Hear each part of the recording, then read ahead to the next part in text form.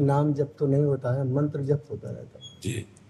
उसमें महाराज जी अशुचि अशुचि अवस्था में मंत्र जप नहीं होना, जी वो चलता रहता है, इसलिए तो उसको थोड़ा सा रोकना पड़े। तस्मात् शास्त्रम प्रमाणम ते कार्याकार्यो व्यवस्थित। महाराज जी जैसे नाम जप तो नहीं होता है, मंत्र जप होता रहता है जी। उसमें महाराज जी अशुचि अशुचि अवस्था में मंत्र जप नहीं होना, जी वो चलता रहता है, इसलिए तो उसको थोड़ा सा रोकना पड़े। तस्मात् शास्त्रम प्रमाणम ते कार्याकार्यो व्यवस्थितो।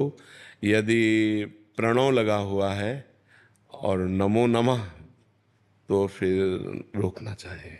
शौचालय में जब हम अपवित्र दशा में हो तो मंगल में भगवान का नाम स्मरण करना चाहिए, और जे ही आचमन करके पवित्र हो करके तो फिर चलना। अब जैसे अपने लोगों ने अभ्यास किया, तो जे ही बाथरूम के उसमें चप्पल पे पैर पड़ेगा, तो ही भगवान की कृपा से, गुरु जी की कृपा से जो मंत्र है वो रुक जाएगा, और राधा राधा राधा राधा राधा, और फिर शौच स्नान करके जब आचमन किए बाहर हुए, फिर मंत्र चल पड़ा। लघु शंका के लिए और शौच के लिए दो जगह नाम जरूर चलाना चाहिए। मानसिक भी नहीं चल मंत्र ना चल, थोड़ा देर नाम का स्वाद ले लेते, थोड़ी देर नाम का स्वाद। अपने तो जैसे दूध के ना कि खोया, बर्फी, पेड़ा, ये तो अपने साधना के भी स्वाद हैं। थोड़ी देर वाणी जी का पाठ कर लिया, रामचरितमानस है, भागवत है, ग्रंथों का पाठ कर लिया, थोड़ी देर नाम कीर्तन का, थोड़ी देर नाम जप का, अधिक समय मंत्र जप का, यही हमारी पूरी दिनचर्या है। और उसमें शास्त्र प्रमाणित दिनचर्या होने से हम ज़्यादा लाभ को प्राप्त होंगे।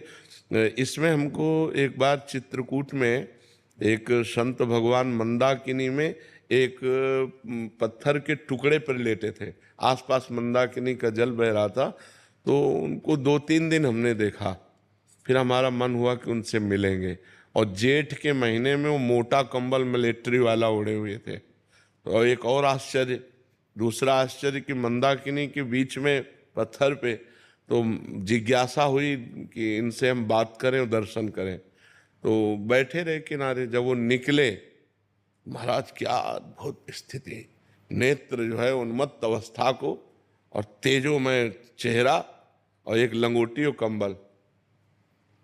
जो ही निकले साष्टांग दंडवत किया, उस समय नई अवस्था थी, उन्होंने देखा भी नहीं, फिर दौड़ के आगे गए, क्योंकि संतों से पहले से परिचय रहा है, तो ये संतों की इन बाह्य चेष्टाओं से कोई मतलब अंतर नहीं।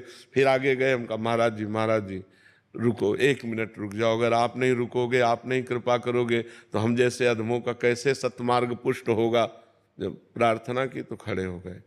मतलब इतना आनंद प्राप्त हो रहा था, क्योंकि हमारी श्रद्धा बढ़ गई थी ना, तो अब श्रद्धा से ही आनंद होता है, तो एकदम शरीर कंपायमान। हम कहा महाराज जी बैठ जाइए, वो बैठ गए।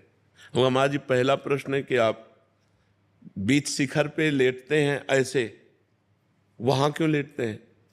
तो उनका एकांत प्रियता। आप कंबल क्यों ओढ़े हैं, जेठ का महीना है?